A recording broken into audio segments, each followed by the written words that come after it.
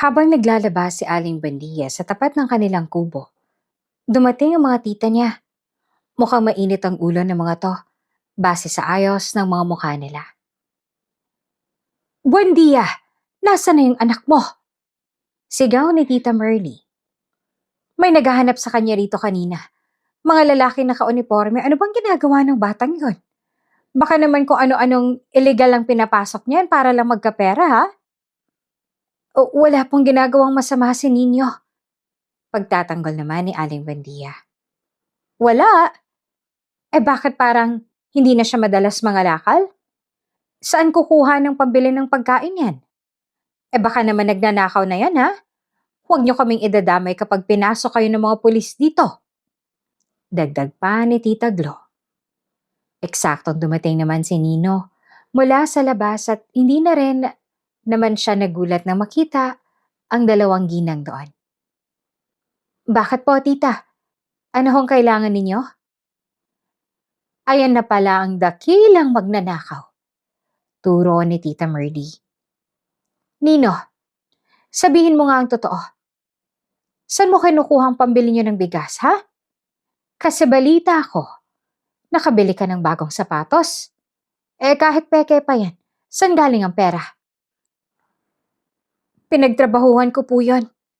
Simpleng sagot ni Nino. Trabaho? Sino naman ang kukuha sa'yo? Basorero ka lang, Nino. Huwag kang magpanggap na may disente kang trabaho. Yung amoy mo, amoy basura pa rin. Panlalait ni Tita Glo. Biglang may narinig silang malakas na busina mula sa kalsada. Isang itim tsaka kumikinang na SUV ang huminto sa tapat ng eskinita. Lahat ng mga kapitbahay nila ay napatingin doon. Lalong-lalo na ang tita ni Nino na halatang kuryoso at animong nagulat din. Bihira lang ang ganong kagandang sasakyan sa lugar nila kaya naman hindi nila maiwasang mapataas ang kilay. Sino yan? Baka bibili ng lupa kay na kapitan. Sagot naman ni Tita Merly na biglang nag-ayos ng kanyang buhok at nagbabaka sakaling may mayamang lalaki ang lalabas. Bumukas ang pinto ng sasakyan.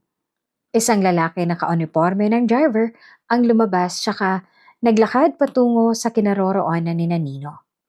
Yumuko ito ng bahagya kay Nino. Sir Nino, handa na po ang sasakyan. Nakahanda na rin po lahat sa lilipatan ninyong bahay. Saad ng driver na ikinagulat naman ng lahat. Hello po! Welcome back to our channel. Kamusta ho kayo? Magandang gabi, magandang umaga, magandang hapon. Anong oras niyo pinapanood itong video na to? At taga saan po kayo? Paki-comment naman po sa baba para malaman ko kung hanggang saan umaabot itong mga kwento natin. At weekend na naman. Happy weekend po sa inyong lahat. Sana po ay muli tayong makapagpahinga ngayong weekend para meron tayong panibagong lakas para next week. Ano ho? Anyway, at dahil weekend na naman, hayaan niyo akong handugan na naman kayo ng panibagong kwento. At ang bida ng kwento natin ngayong araw ay si Nino. Handa ka na bang malaman kung anong kwento meron si Nino? At kung ready ka na, magsimula na tayo. Maingay ang buong barangay dahil nga sa fiesta noong mga oras na yon. Kahit saan ka tumingin, may mga banderitas na makukulay. May mga sound system na nagpapatugtog ng malalakas sa kanta. Tsaka higit sa lahat, amoy na amoy ang halimuyak ng masasarap na pagkain na niluluto sa kapitbahay. Pero sa maliit na barong-barong sa dulo ng eskinita, tanging tunog lang ng kumakalam na sikmura ang naririnig ni Nino noong mga oras na yon. Nakaupo siya sa tapat ng kanilang pinto. Nakatingin sa malayo, habang pinagmamasta ng mga usok na lumalabas mula sa kusina ng kanyang mga tita na nakatira di kalayuan sa bahay nila. Nino anak, halika muna dito sa loob. Huwag mo munang tingnan yan, lalo ka lang magugutom. Tawag ng kanyang nanay na si Aling Buendia. Nay, amoy na amoy ko po yung lechon ni na Tita Merly. Ang bango po talaga. Parang ang sarap-sarap singhutin. Sagot ni Nino habang nilulunok ang sariling laway. Walang ibang nagawa si Aling Buendia kung hindi ang mapahinga ng malalim bago lumapit sa anak. Alam niyang magmula umaga pa walang laman ng tiyan ng anak niya kaya mas lalo lang siyang nakaramdam ng lungkot para sa sitwasyon nilang dalawa ng anak niya noong mga oras na yon. Pasensya na anak ha. Alam mo namang wala tayong nakalakal ngayong araw kasi umulan kaninang madaling araw. Wala tayong benta sa junk shop kaya wala tayong pambili ng bigas. Saad ni Aling Buendia. Okay lang po, Nay. Baka mamaya ho, bigyan naman tayo ni na tita. Fiesta naman eh. Imposible namang hindi nila tayo maalala, di ba? Puno ng pag-asang sabi ni Nino bago siya muling sumilip sa mga tao sa labas. Lumipas ang mga oras. 12:00 ng tanghali, puno ang bahay ng mga tita ni Nino ng mga bisita. Naririnig nila ang tawanan, ang kalansing ng mga plato, tsaka ang ingay ng mga taong nagkakasiyahan. Pero walang kumatok sa pinto nila. Walang nag-abot ng kahit isang platong pansit o isang perasong karne man lang. Nay, mag-aalas-dos na. Baka nakalimutan lang nila tayong bigyan. Gusto niyo po bang puntahan ko na lang sila? Kahit konting ulam lang, hihingi ako para may maiulam tayo sa bahaw. Suhestyon ni Nino. Naku, wag na anak. Nakakahiya naman. Hayaan mo na sila. Baka busy lang sila kaya hindi nila tayo naaalala. Pigil ni Aling Buendia. Pero kitang-kita sa mga mata niya ang lungkot tsaka gutom. Hindi nakatiis si Nino nang makita iyon. Tumayo siya, tsaka naglakad patungo sa bahay ng kanyang tita Merly na ilang metro lang ang layo.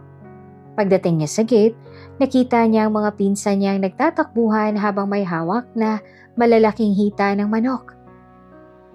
Tita Merly, mahiyain niyang tawag habang nakasilip sa pintuan. Lumabas si Tita Merly na may hawak na pamaypay habang pawis sa pawis dahil sa dami ng mga bisita. Oh, Nino, bakit ka nandito? Tanong nito sa kanya bago siya nito pinagmasdan magmula ulo hanggang paa. Kita mo ang dami ng bisita rito, tapos pupunta ka ng ganyan ang ayos mo tsaka amoy mo. Nakakahiya naman sa mga bisita. Nako Nino, umuwi ka na. Siksi ka na nga rito tapos makikisiksik ka pa. At tita, kasi po kaninang umaga po kami hindi kumakain ni nanay. Baka po sana pwedeng humingi kahit konting ulam lang. Kahit yung mga tira-tira na lang po, okay lang naman ho sa amin. Pakiusap ni Nino habang nakayuko. Biglang nagbago ang mukha ng tita niya nang marinig iyon. Base sa tingin nito sa kanya, mukhang kinukutsa pa siya nito. Lalo na nang marinig nito ang dahilan niya sa pagpunta roon. Ano naman ngayon kung hindi pa kayo kumakain? Kasalanan ba namin yon?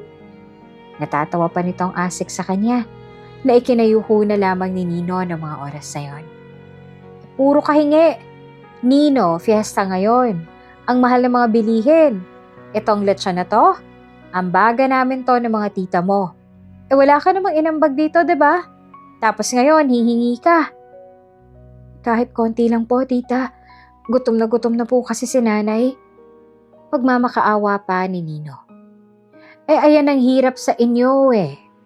Nito ng mga oras na yon ay nakapamewang na sa harap niya. Puro kayo hingi ng nanay mong inutil.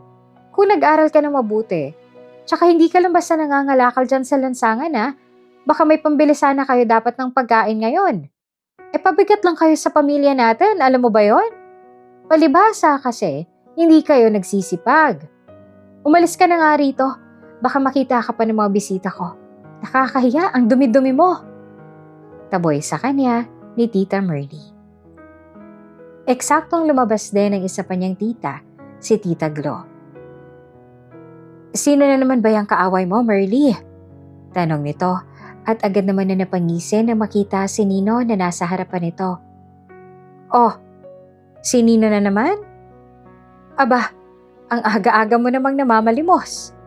Nino, doon ka nga lang sa kalsada mamalimos. Baka doon may magbigay pa sa'yo.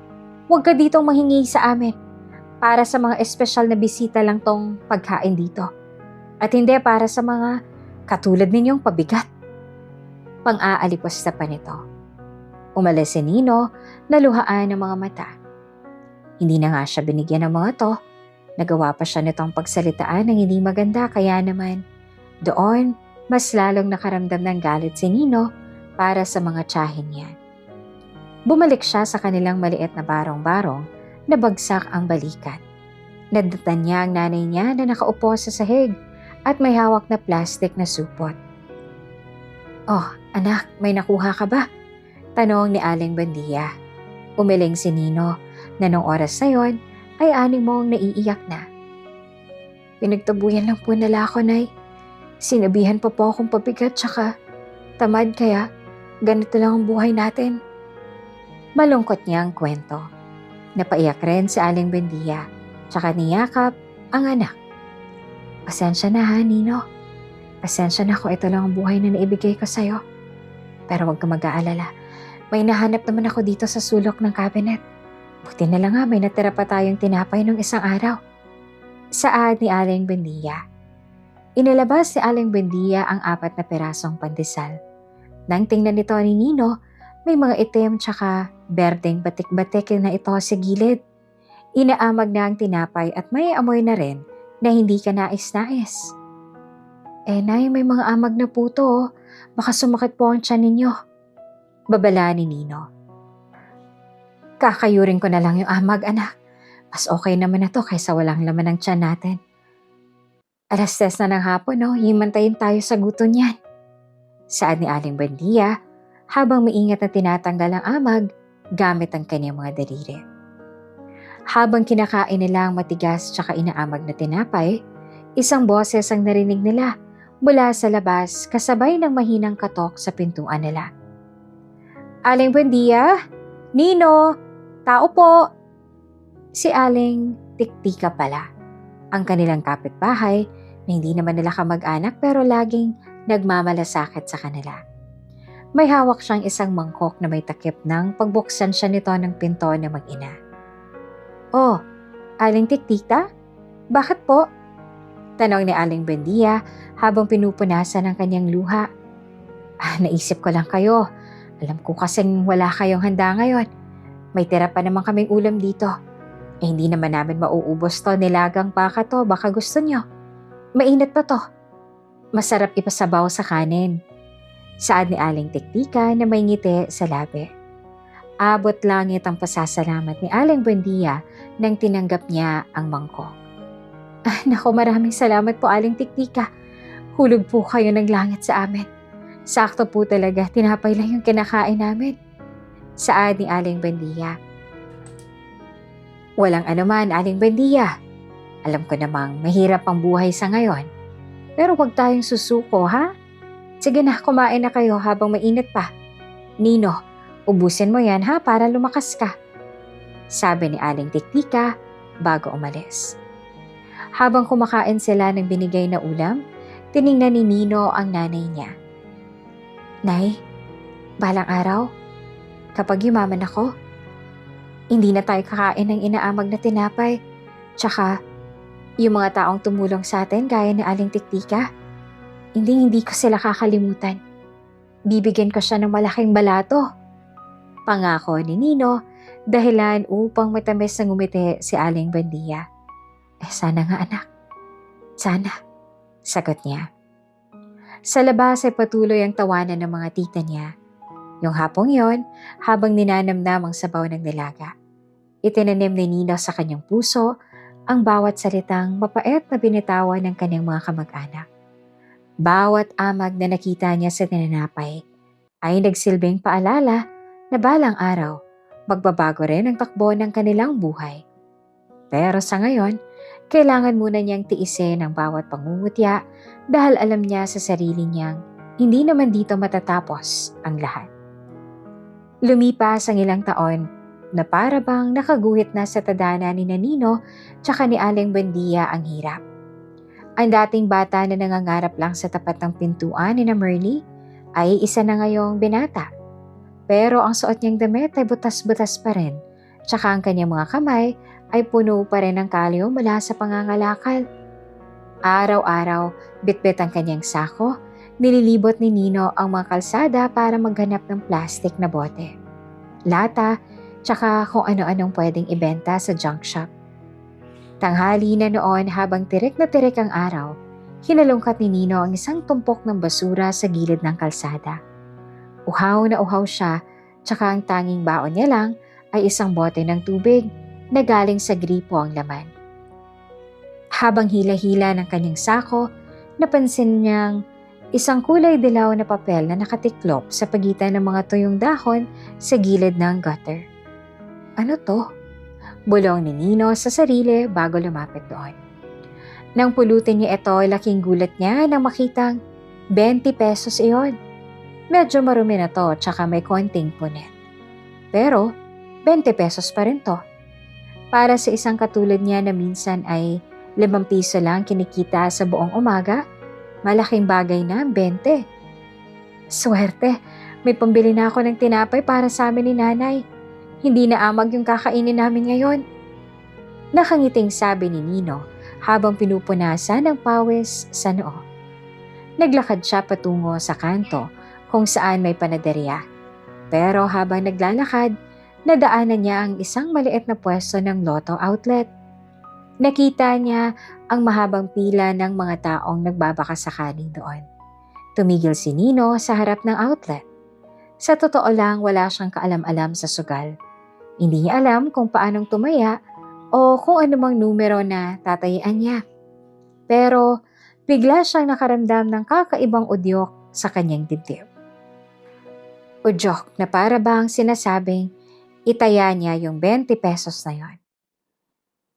Paano ko ito na yung sinasabi ni nanay na swerte? Saad niya sa isip niya. Tiningnan niya ang 20 pesos sa kamay niya. Kung ibibili niya to ng tinapay, mawawala agad ang gutom nila ngayon. Pero bukas, gutom na naman sila.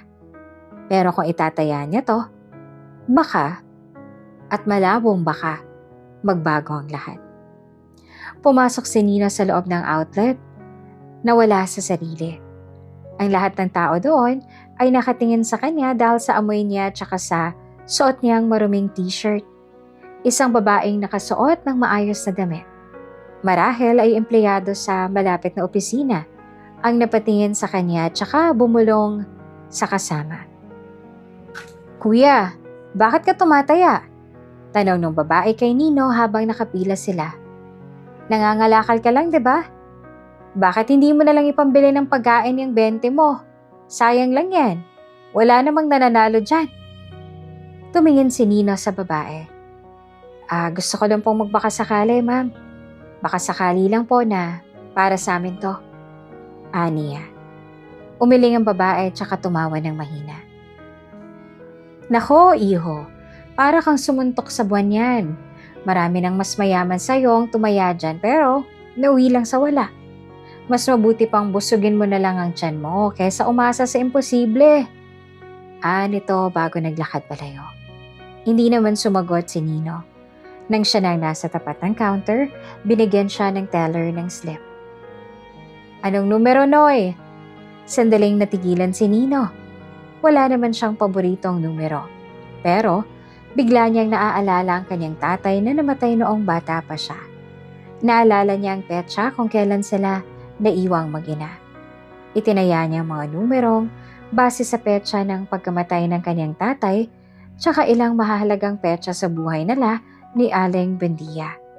Inabot niya ang 20 pesos na nahanap niya sa kalsada pagkatapos niyang ilista ang mga numero. Sana, tulungan mo kami, Tay. Bulong ni Nino habang hinahawakan ng maliit na ticket na inabot sa kanya.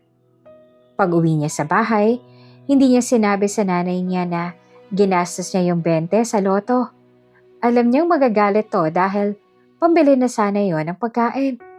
Kinagabihan pumunta si Nino sa bahay ni Aling Tiktika. Si Aling Tiktika lang ang may maliit na TV sa kanilang lugar. Tsaka pinapayagan naman silang manood doon, paminsan-minsan. O Nino, bakit parang hindi ka mapakali dyan? Tanong ni Aling Tiktika habang nagtatahi ng mga sirang damit. Ay, wala po, ante. Gusto ko lang pong makibalita sa mga balita ngayon. Sagot ni Nino. Pero ang totoo, hinihintay niya ang draw ng loto. Nagsimula na ang bolahan sa TV. Isa-isang lumabas ang mga bola sa screen. Unang numero, tumamang kay Nino. Pangalawang numero, pasok pa rin. Napahawak ng mahigpit si Nino sa ticket na nakatago sa bulsa niya. Pangatlo, pang-apat, pang-lima, tsaka ang huling numero. Lahat ng 6 na numero na lumabas sa TV ay eksaktong-eksakto sa hawak niyang papel. 300 tsaka 50 milyong piso para sa nag-iisang nanalo. Anunsyo ng host sa TV. Doon na napatayo si Nino. Parang tumigil ang mundo niya sa narinig. Nanigas ang kanyang buong katawan habang nakatitig sa screen. Hindi siya makapaniwala. Yung 20 pesos na nahanap niya sa basura, naging 300 tsaka 50 milyong piso. Nino, anong nangyayari sa'yo? Parang nakakita ka ng multo ah. Biro ni Aling Tiktika. Imbes na sumagot, biglang nagtatatalon si Nino sa tuwa. Oh, yes! Maraming salamat! Maraming salamat po! Sigaw niya bago niya niyakap ang ginang. Agad siyang kumaripas ng takbo palapas ng bahay ni Aling Tiktika, tsaka mabilis na bumalik sa kanilang barong-barong. Nadatan niya si Aling Bendia na naghahanda na para matulog. Nay, naigising po! Sigaw ni Nino habang niyayakap ang nanay niya. Oh, bakit Nino? Anong nangyari sa'yo? May sunog ba? Bakit ka sumisigaw? Tarantang tanong ni Aling Bendia. Nay, nanalo tayo. Nanalo ako sa loto. 350 million, Nay. Mayaman na tayo. Bulong ni Nino pero puno ng emosyon. Napakunot ang noo ni Aling Bendia sa narinig. Ano bang pinagsasasabi mo anak? Baka gutom lang yan. Saan ka naman kukuha ng pantayan ng loto ticket kung totoo man yan? May nahanap akong 20 kanina, Nay. Itinaya ko sa petsa ng pagkamatay ni tatay. Nakita ko, nanood ako sa TV kina Aling Tiktika. Lumabas lahat ng numero ko, Nay. Hindi na tayo maghihirap, Nay. Sigaw pa ni Nino. Nang makita ni Aling Bendia ang ticket, tsaka ang seryosong mukha ng anak, bigla siyang napaupo. Napahagulgol siya sa iyak habang yakap si Nino. Diyos ko, totoo ba to? Totoo na ba to? Shh, Nay, huwag po kayo maingay. Baka marinig tayo ng mga kapitbahay o ni na tita. Delikado po kapag nalaman nila agad. Atin-atin lang muna to. Babala ni Nino habang pinupunasan ng luha ng nanay niya. Nangiinig ang kamay ni Aling Bendia habang hinahawakan ng ticket. Anak, hindi ko akalain. Akala ko, hanggang kamatayan na tayo rito sa dumi. Hindi na po mangyayari yon, Nay. Pangako, lahat ng panalait sa atin, matatapos na dito. Pero sa ngayon, kailangan na nating maging maingat. Huwag na huwag nating ipapahalata na may pera na tayo. Sabi ni Nino habang nakatingin sa butas-butas nilang bubong. Hindi nakatulog ang mag-ina ng gabing yon. Sa loob ng madilim tsaka mainit na lang bahay, habang ang mga tita nila ay sarap na sarap sa tulog sa kabilang bahay. Si Nino naman ay nagpaplano na. Alam niyang magbabago ang lahat. Pero, kailangan niyang gawin ito sa tamang paraan. Yung 20 pesos na suntok sa buwan na sinasabi nila ay tumama sa gitna ng target.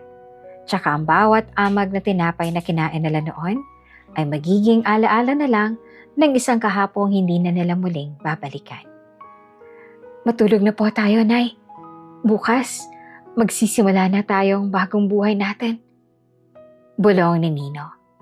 Pero alam niya, bago ang lahat, may mga aral pa siyang dapat ituro sa mga taong tumalikod sa kanila noong walang-wala sila. Hindi naman nakatulog si Nino ng gabing yon. Paulit-ulit niyang tinitignan ang maliit na peraso ng papel na hawak niya. Sa bawat sulyap niya sa numero, para bang bumibilis ang tibok ng kanyang puso. 350 million pesos. Hindi niya ma-imagine kung gaano karaming pera yon. Kung bibilangin niya yon ng isa-isa, Baka ba aabutan siya ng ilang taon. Pero sa gitna ng matinding kaba tsaka saya, nangingibabaw sa kanya ang takot. Takot na baka manakawan siya. Takot na baka mawala ang tiket. Tsaka takot na baka malaman ng mga tita niya bago pa sila makalayo. Nay, kailangan nating mag-ingat. Bulong ni Nino kay Aling Buendia habang nakaupo sila sa papag sa gitna ng dilim. Tanging ang liwanag lang ng buwan na tumatago sa butas-butas nilang bubong ang nagbibigay ng aninag sa loob ng bahay. Ano bang gagawin natin, anak? Nanginginig pa rin ang mga tuhod ko. Parang panaginip lang lahat ng to eh. Sagot ni Aling Buendia na nakayakap sa kanyang sarili. Una sa lahat, itatago ko to sa lugar na hindi nila maiisip, sabi ni Nino. Kinuha niya ang kanyang lumang medyas na butas ng sakong pero malinis pa naman. Itinupi niya ng maayos ang lotto ticket tsaka isinilid ito sa loob. Isinuot niya ang medyas tsaka tinalian pa to ng tali sa itaas para siguradong hindi mahuhulog. Dito lang to, sa loob ng sapatos ko. Hindi ko to huhubarin kahit matutulog na ako. Paano yung mga tita mo? Siguradong magtataka yung mga yun kapag hindi ka na nakikitang nangangalakal bukas. Nag-aalalang tanong naman ng nanay niya. Hayaan mo sila, Nay. Mag-empake na po kayo. Huwag kayong magdadala ng maraming gamit, ha? Yung mga importante lang. Yung mga damit nating butas-butas, iwan na natin yan dito. Lilipat na tayo, Nay. Hindi na tayo titira sa eskinita na to. Seryoso ang saad ni Nino. Napatingin naman si Aling Buendia sa paligid ng kanilang maliit na bahay. Kahit na mahirap sila, dito na sila tumanda. Anak, baka naman nagkakamali lang tayo. Baka hindi naman talaga tayong nanalo. Baka sadyang pinaglalaroan lang tayo ng tadhana. Nay, napanood ko nga sa TV ni na Aling Tiktika, diba? At hindi ako pwedeng magkamali. Sakto ang lahat ng numero. Magtiwala lang po kayo sa akin. Mag-empake na kayo. Aalis tayo rito bukas na bukas din. Kinaumagahan ay maagang gumising si Nino. Hindi siya kumain ng almusal dahil wala naman silang pagkain. Pero hindi niya naramdaman ang gutom ng mga oras na yon. Ang tanging nasa isip niya lang ay ang makarating sa office ng PCSO. Nagsuot siya ng isang lumang hoodie na may mancha ng langis, tsaka isang itim na face mask. Hinila niya ang hood para matakpan ang kanyang mukha. Nay, dito lang kayo sa loob, huwag kayong lalabas. Kapag may kumatok, huwag niyong bubuksan. Babalik agad ako bago magdilim. Bilin ni Nino bago siya lumabas ng bahay. Naglakad si Nino ng mabilis. Umiwas siya sa mga matang pwedeng makakilala sa kanya. Nang dumaan siya sa harap ng bahay ni na Tita Merly, nakita niya itong nagwawali sa tapat. Oh, Nino! Saan yung larga mo at nakabalot ka yata? Magnanakaw ka ba? Sigaw ni Tita Merly habang tumatawa ng nakakaasar. Hindi sumagot si Nino sa mga binayon niya at sa halip ay itinuloy lang niya ang paglalakad. Ramdam niya ang init ng tiket sa loob ng kanyang medyas. Bawat hakbang niya ay parang hakbang patungo sa kalayaan. Sumakay siya ng bus. Pagkatapos ay MRT hanggang sa makarating siya sa tapat ng building ng PCSO. Napahinto si Nina sa tapat ng malaking gate. Maraming security guard na may mahahabang barel. Tumingin siya sa kanyang sarili. Maruming sapatos, kupas na hoodie, tsaka amoy araw. Mukha siyang taong grasa na naligaw sa gitna ng mga disenteng tao. Hoy boy, saan ka pupunta? Bawal tumambay dito. Sita sa kanya ng isang gwardya. Huminga ng malalim si Nino tsaka lumapit sa gwardya. Dito po bang kukuha ng premyo sa loto? Mahina niyang tanong. Tinitigan siya ng gwardya mula ulo hanggang paa sabay tawa. Bakit? Nanalo ka ba? Baka naman doon ka lang sa wedding nanalo Doon ka sa small outlet mag-claim yan, wag dito. Nito habang natatawa. Hindi naman natinag doon si Nino. Inilabas niya ang dulo ng ticket mula sa kanyang medyas. Sapat lang para makita ng guard ang logo tsaka ang petsa. Nanalo po ko sa jackpot kahapon, sir. Aniya. Biglang natigilan ng gwardya nang makita iyon. Nawala ang ngisi sa mukha nito at tsaka napalitan ng gulat. Agad itong tumayo ng tuwid tsaka binuksan ang maliit na pinto sa gilid. Ay, pasok ka sir. Pasensya na po. Dito po. Dumiretso lang po kayo sa loob. Turo nito sa kanya. Sa loob ng opisina, naging mabilis ang lahat pero parang napakabagal iyon para kay Nino. Pinapirma siya sa likod ng ticket. Kinuha ang kanyang valid ID. Mabuti na lang at may luma siyang student ID tsaka barangay clearance. At sinure yung ticket sa isang makina. Nang kumpirmahin ng teller na valid nga ang ticket, dinala siya sa isang private room. Doon, kinausap siya ng isang opisyal. Congratulations, Nino.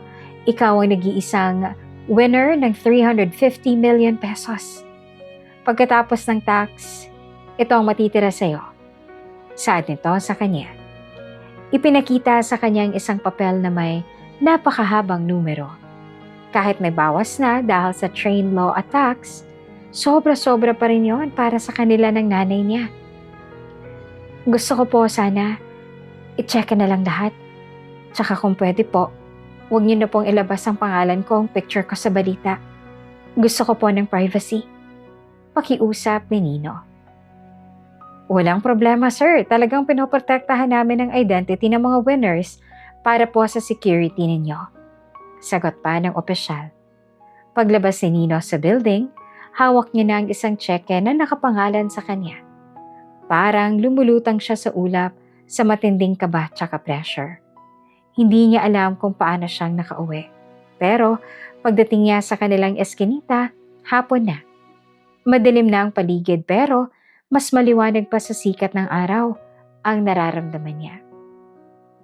Pagpasok niya sa bahay, ay doon nadatnan niya ang kanyang nanay na kaupo sa tabi ng kanilang mga lumang bag. Nino anak, nakabalik ka na pala. Kamusta ang lakad mo? Hindi nagsalita si Nino. Inilabas lang niya ang tseke at pinakita kay Aling Buendia. Hindi naman marunong masyado magbasa ng malaking numero ang nanay niya, pero nang makita niya ang tatak ng bangko, tsaka ang perma ng mga opisyal, muli siyang napahagulgol. Nay, tama na pong pag-iyak ninyo. Bukas na bukas, pupunta tayo sa bangko. Tsaka pagtapos nun, hindi na tayo babalik dito. Pero bago tayo umalis, may isang pabor lang po akong hihingin sa inyo. Sabi ni Nino habang nakatingin sa labas, kung saan naririnig ang boses ng kanyang mga tita na nag-uumpukan. Ano yon anak? Huwag nating ipapaalam sa kanila. Kahit na anong mangyari. Huwag tayong aamin na mayaman na tayo. Saad ni Nino. Gusto kong makita kung hanggang saan ang kayang gawin ng mga taong yan sa atin habang akala nila wala tayong kalaban-laban. Hayaan nating isipin nila na nananatili tayong basura sa paningin nila. At doon natin malalaman kung sino nga bang totoong tao sa atin. Maliwanag ni Nino na may halong pait tsaka determinasyon. Sige anak, kung yan ang gusto mo, susunod ako. Hahayaan ko silang maliitin tayo hanggang sa huli. Pagsang-ayon ni Aling Buendia. Niyakap ni Nino ang kanyang nanay.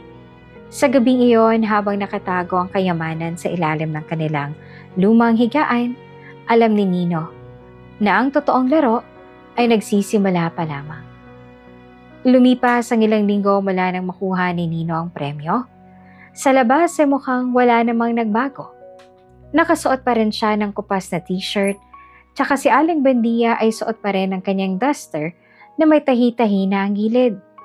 Pero sa loob ng kanilang maliit na barong-barong, may mga dokumentong nakatago na nagpapatunay na pagmamay-ari na nila ang isang lupain sa isang sikat tsaka magandang subdivision kung saan kasalukuyang itinatayo ang kanilang mansyon.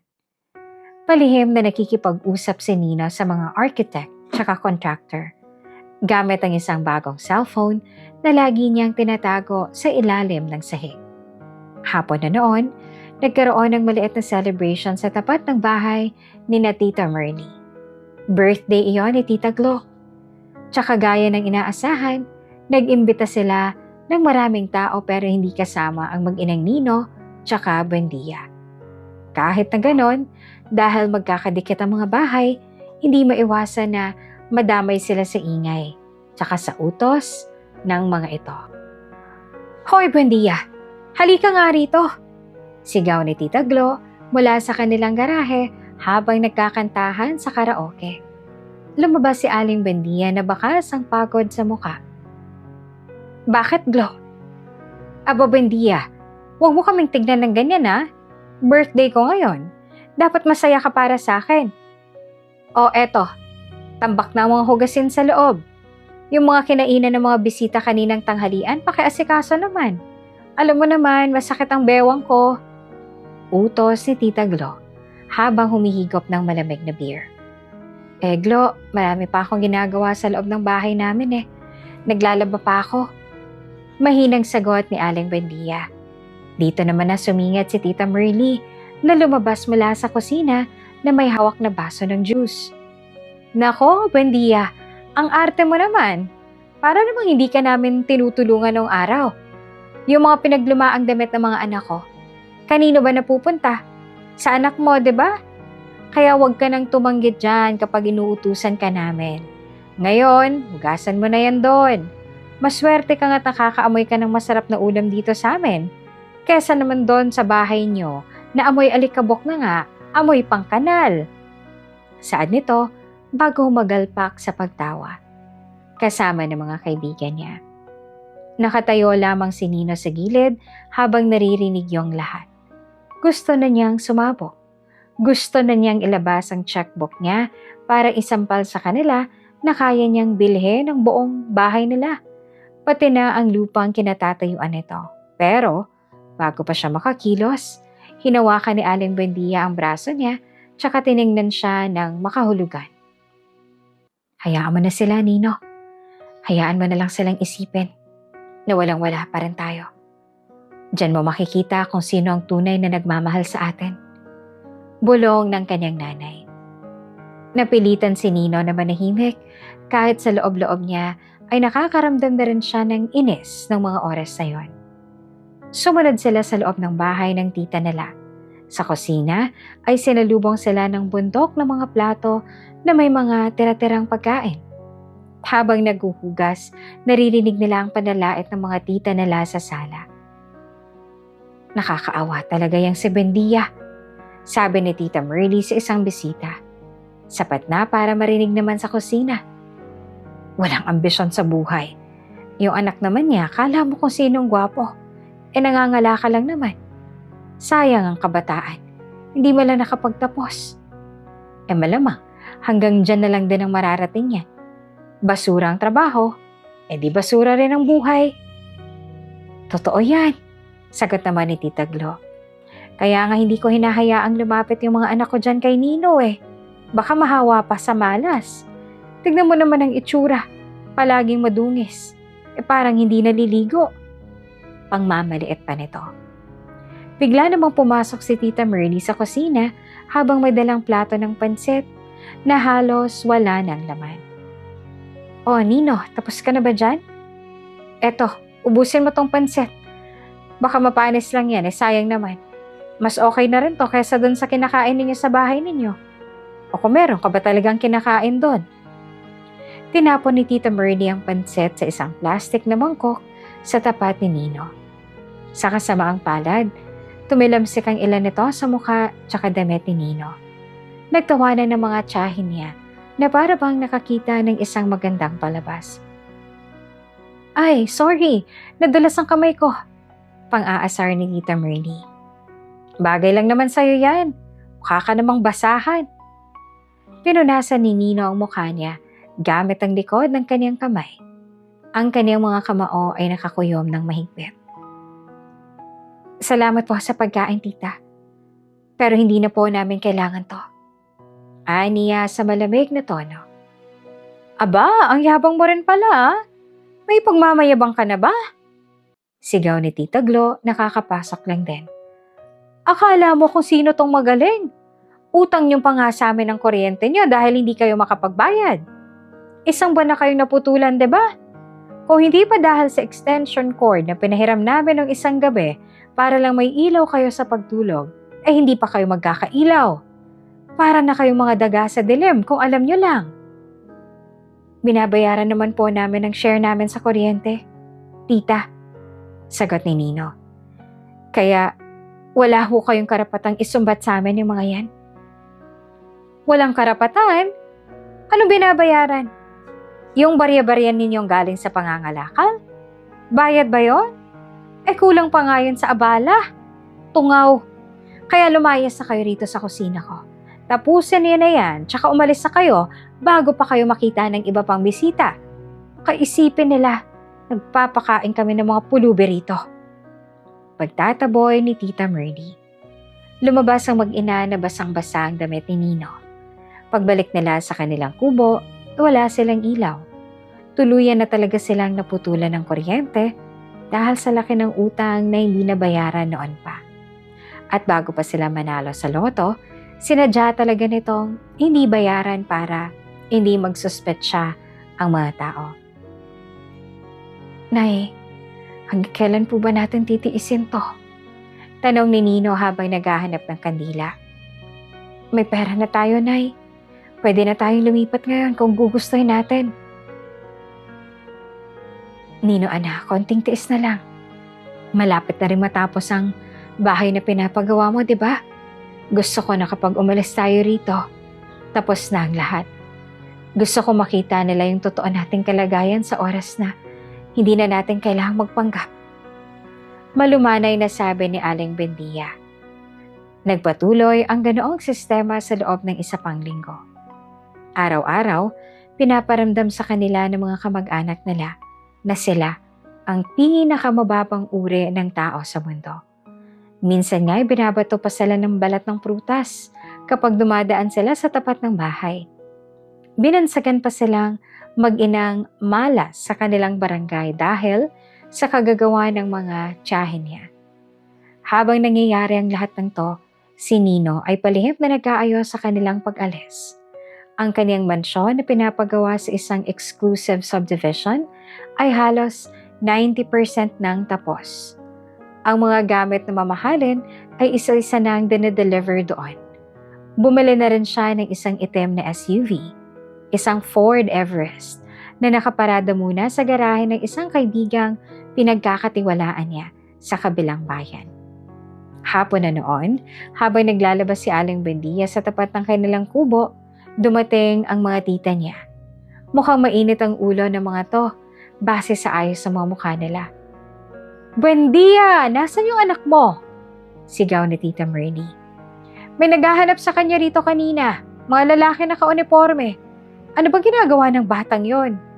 Baka naman kung anong illegal nang pinapasok niya na para lang magkapera? Wala pong ginagawang masama si Nino. Pagtatanggol ni Aling Bendia. Wala? Bakit parang hindi na siya madalas mangalakal? Saan siya kumukuha ng pabili ng pagkain niya, Aber? Baka naman nagnanakaw na yan, ha? Aba, huwag niyo kaming idadamay kapag pinasok kayo ng mga pulis dito. Dagdag pa ni Tita Glo. Eksakto na bang dumating si Nino mula sa labas at hindi na rin naman siya nagulat nang makita ang dalawang ginang doon. Bakit po, tita? Ano po ang kailangan ninyo? Ayan na pala ang dakilang magnanakaw, turo ni Tita Myrnie. Nino, sabihin mo nga ang totoo. Saan mo kinukuha yung pambili niyo ng bigas? Kasi balita ko, nakabili ka raw ng bagong sapatos. Kahit pa peke yan, saan galing ang pera mo? Pinagtrabahuhan ko po yun. Simpleng sagot ni Nino. Trabaho? Sino namang kukuha sa'yo? Basurero ka lang, Nino. Huwag kang magpanggap na may desente kang trabaho. Yung amoy mo, amoy basura pa rin. Panlalait ni Tita Glo. Biglang may narinig silang malakas sa busina mula sa kalsada. Isang itim tsaka kumikinang na SUV ang huminto sa tapat ng eskinita. Lahat ng mga kapitbahay nila ay napatingin doon. Lalong-lalo na ang mga tita ni Nino na halatang kuryoso at animong nagulat din. Bihira lang ang ganong kagandang sasakyan sa lugar nila, kaya naman hindi nila naiwasang mapataas ang kilay. Sino yan? Baka bibili ng lupa ni na kapitan. Sagot ni Tita Merly na biglang nag-ayos ang kanyang buhok at nagbaka sakaling may mayamang lalaking lalabas. Bumukas ang pinto ng sasakyan. Isang lalaki naka-uniforme ang lumabas, tsaka naglakad patungo sa kinaroroonan ni Nino. Yumuko ito ng bahagya kay Nino. Sir Nino, handa na po ang sasakyan. Nakahanda na rin po lahat sa lilipatan ninyong bahay. Saad ng driver sa harap ng lahat. Natigilan ng lahat. Ang ingay ng paligid ay biglang napalitan ng nakangiting katahimikan. Ang mga tita ni Nino ay literal na napanganga. Ang kanilang mga mata ay parang lalabas sa kanilang sockets dahil sa gulat. Sir, Nino? Anong sir? Nauutal na tanong ni Tita Merly. Hindi naman sumagot si Nino at sa halip ay tumingin lang siya sa kanyang nanay. Nay, halika na po. Tapos ng pagpapanggap natin dito. Mag-impake na po kayo ng kaunti. Iwan na natin ang lahat ng hindi natin kailangan dito. Saad ni Nino. Sandali lang, Nino. Buendia, ano ba to? Anong kalokohan to? Habol ni Tita Glo, habang nakatingin sa mag-ina na pumasok sa loob ng kubo. Paglabas ni Nino at saka Aling Buendia, bitbit lang nila ang isang maliit na bag na may lamang mga dokumento at saka ilang mahahalagang alaala. Naglakad sila patungo si SUV. Habang naglalakad, dumaan sila sa tapatin na Tita Merly at saka Tita Glo na hanggang ngayon ay hindi pa rin makagalaw sa kinatatayuan nila dahil sa sobrang gulat. Nino, Buendia, saan kayo pupunta? At sino may-ari ng sasakyan na yan? Tanong ni Tita Merly na ang boses niya ay wala nang dati nitong yabang. Tumingin si Nino sa kanila ng diretsyo. Sa amin po, tita. Tsaka ang bahay na pinapagawa namin, tapos na. Doon na po kami titira. Simpleng sagot ni Nino. Paano? Paano kayo nagkaroon ng ganyan? Tanong ni Tita Glo. Hindi na po importante yon, sagot ni Nino. Ang mahalaga, napatunayan niyo sa amin kung sino kayo. Salamat po sa lahat ng tinapay na binigay niyo noon. Lalo na yung may amag. Pumasok si Nino at saka si Aling Buendia sa loob ng SUV. Yung driver ay sinarado ang pinto para sa kanila. Habang umaandar ang sasakyan palayo, nakita ni Nino sa side mirror ang kanyang mga tita na naiwang tulala sa tapat ng luma nilang kubo. Habang nilalaman sila ng alikabok na iniwan ng humaharurot na sasakyan. Malamig ang aircon sa loob ng SUV. Isang pakiramdam na bago sa balat ni Aling Buendia. Nakatingin lang siya sa labas ng bintana habang mabilis na nagbabago ang tanawin. Mula sa masisikip na eskinita tsaka gabundok ng mga basura hanggang sa malalawak na kalsada tsaka matataas na building. Hawak ni Nino ang kamay ng nanay niya. Ramdam niya ang panginginig nito. Hindi dahil sa lamig, kundi dahil sa halo-halong emosyon na dulot ng biglaang pagbabago ng kanilang mundo. Nay, okay lang po ba kayo? Tanong ni Nino habang pinagmamasan ng kanyang nanay na para bang takot huminga ng malalim dahil baka magising siya sa isang napakagandang panaginip. Anak, parang hindi totoo. Parang kanina lang. Tinitingnan ko lang mga butas sa bubong natin habang iniisip ko anong uulamin natin. Tapos ngayon ganito na. Sagot ni Aling Buendia na ang boses ay nanginginig pa rin. Totoo to, Nay. Tsaka dito pa lang mag-uumpisa lahat. Pangako pa ni Nino sa kanya. Huminto ang sasakyan sa harap ng isang napakalaking gate na gawa sa bakal. May mga gwardyang naka-uniforme na may bitbit na mga checklist. Pagkakita sa plaka ng sasakyan ni Nino, agad silang sumuludo tsaka binuksan ang gate. Ito ang exclusive subdivision kung saan pinagawa ni Nino ang mansyon nila. Bawat bahay sa subdivision na yon ay parang isang palasyo. Tsaka ang mga kalsada ay malinis tsaka napapaligiran ng mga puno. Hindi kalaunan ay pumasok ang SUV sa isang driveway na gawa sa mamahaling bato. Sa dulo nito ay nakatayo ang isang malaking mansyon na may 2 palapag, malaking salamin na bintana, tsaka isang malawak na garden. Andito na po tayo, Nay. Ito ng bahay na pinagawa ko, sabi ni Nino. Pagkababa nila, sinalubong sila ng ilang mga kasambahay na kinuha ang maliit na lang bag. Pagpasok sa loob, lalo pang namangha si Aling Buendia. Ang sahig ay gawa sa puting marble na pwedeng-pwede mong gawing salamin. Sir Nino, Ma'am Buendia, welcome po. Bati ng isang babaeng naka-uniforme. Siya, si Manang Celia, ang kinuha ni Nino na mayordoma. Nakahanda na po ang merienda niya sa dining area. Dinala sila ni Nino sa isang mahabang hapagkainan na gawa sa Lara. Doon, nakahain ng iba't ibang uri ng pagkain. Freshly baked na tinapay, mainit na tsokolate, tsaka mga prutas. Nay, simula ngayon, wala na tayong itatagong lumang gamit mula sa dati nating buhay. Pinatapon ko na po lahat ng mga dinala nating lumang damit tsaka basahan, sabi ni Nino habang pinapanood ang kanyang nanay na hinahawakan ng malambot na tela ng table napkin. Pero Nino, sayang naman ang iba doon. Nay, wala pong sayang doon. Panibagong simula po to. Gusto ko, bawat sulok ng buhay ninyo ngayon, iba na sa nakasanayan natin noon. Putol ni Nino. Pagkatapos kumain, dinala niya ang kanyang nanay sa master's bedroom. May malaking walk-in closet na puno ng mga bagong damit. Duster na gawa sa magandang tela, tsaka iba-iba pang damit na nun lang nakita ni Aling Buendia. Sa ibabaw ng vanity mirror, may ilang maliliit na velvet box. Binuksan ni Nino ang mga kahon. Kumislap ang mga alahas. Isang gintong kwentas na may pendant na diamonds, mga hikaw, tsaka isang relong mukhang mamahalin. Para sa inyo po ito, Nay. Isuot niyo po, sabi ni Nino, sabay sukbit ng pakita ng alahas kay Aling Buendia. Naiyak naman si Aling Buendia habang sinusukat ang kwentas. Anak, sobra-sobra naman to. Isang perasong hikaw lang nito. Baka katumbas na ng 1 taon nating pangangalakal noon.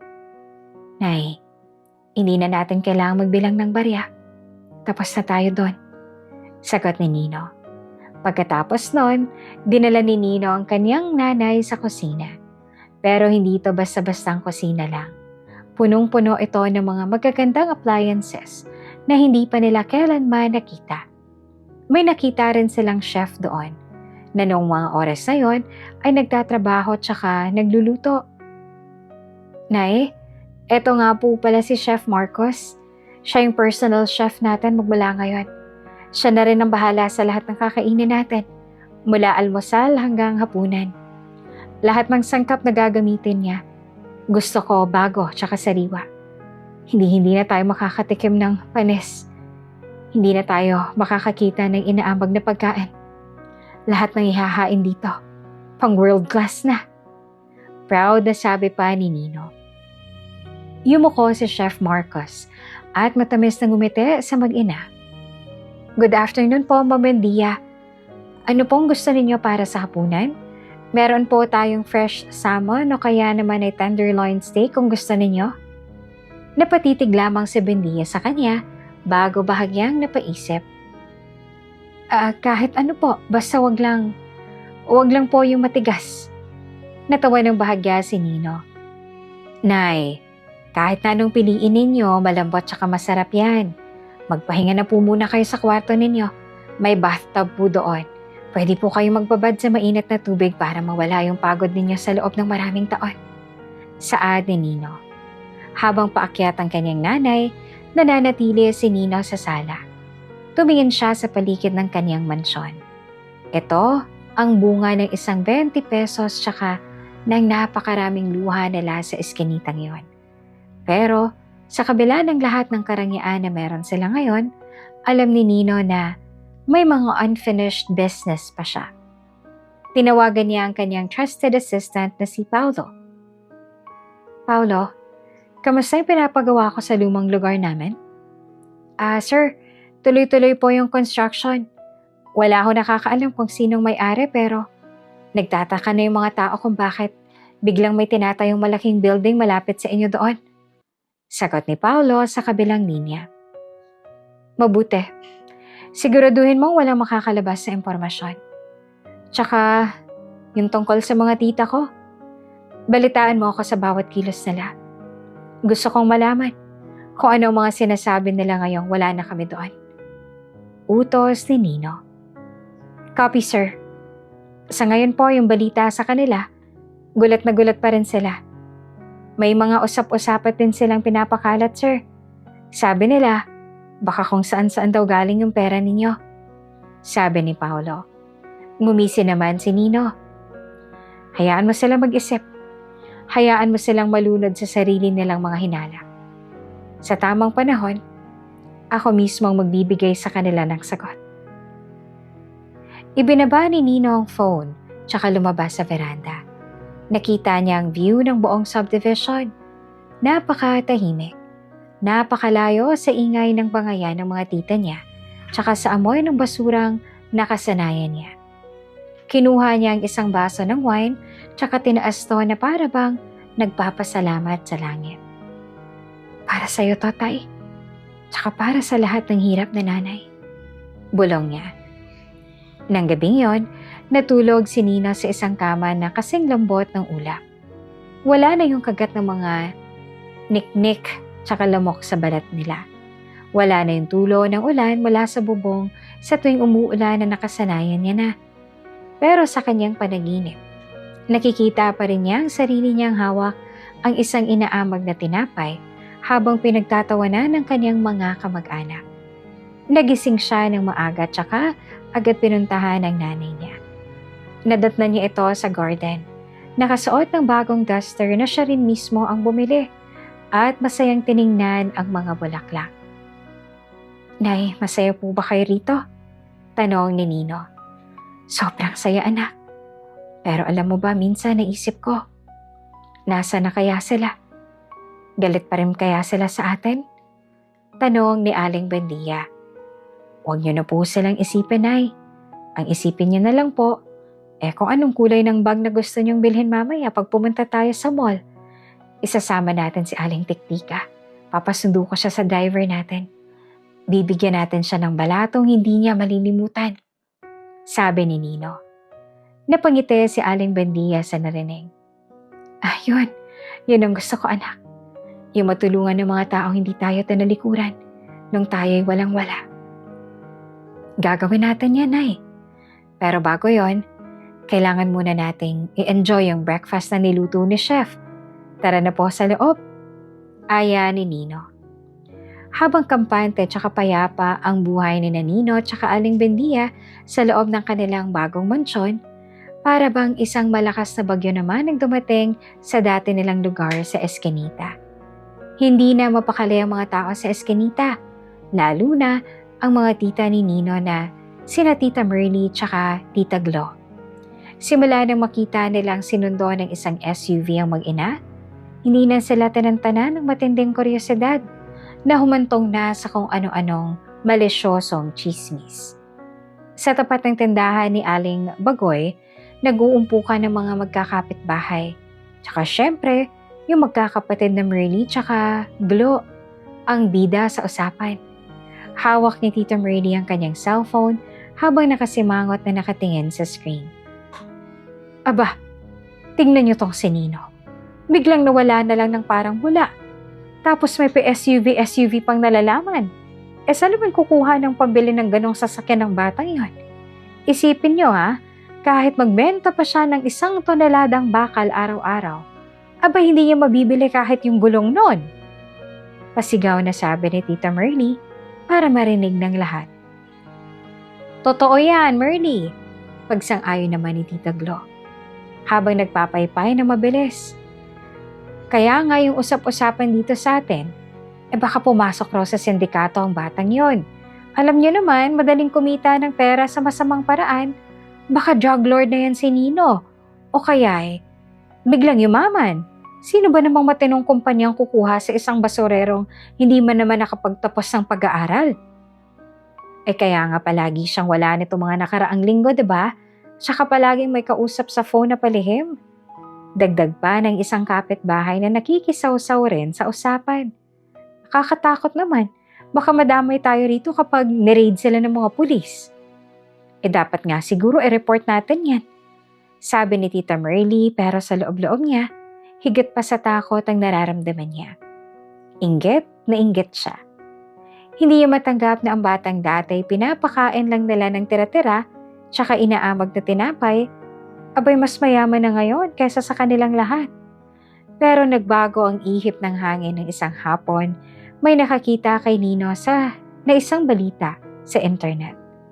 Isang blogger nakakuha ng impormasyon tungkol sa nag-iisang nanalo ng 350 million pesos sa loto.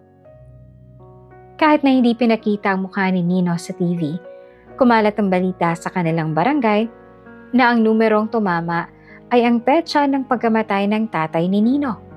Doon na nagdugtong-dugtong ang kwento sa isip ng mga tita niya. Loto? Nanalo siya sa loto? Sigaw ni Tita Glo nang mabalitaan to. 350 million! Diyos ko, Merly! Ang daming pera nun! Biglang nagbago ang tono ng magkapatid. Ang dati nilang pandalait ay napalitan ng panghihinayang tsaka biglang pagmamahal sa pamangking ni minsan ay hindi malang nila inalagaan. Agad silang nag-check ng Facebook para hanapin ang account ni Nino. Pero dahil naka-private to, sa mga wall na lang nila sila nagparamdam. Nag-post si Tita Merly ng isang picture ng kanilang pamilya noong bata pa si Nino, na halos hindi naman kasama ni Nino sa frame. Nilagay niya sa caption na, "Family is everything. No matter what happens, blood is thicker than water. Miss you, Bendia and Nino. Sana dalawin niyo kami rito sa dati nating bahay. #family-love. #blessed. #humble beginnings." Hindi rin napatalo si Tita Glo. Nag-post din siya ng quote tungkol sa pagpapatawad tsaka pagbabalik loob sa pamilya.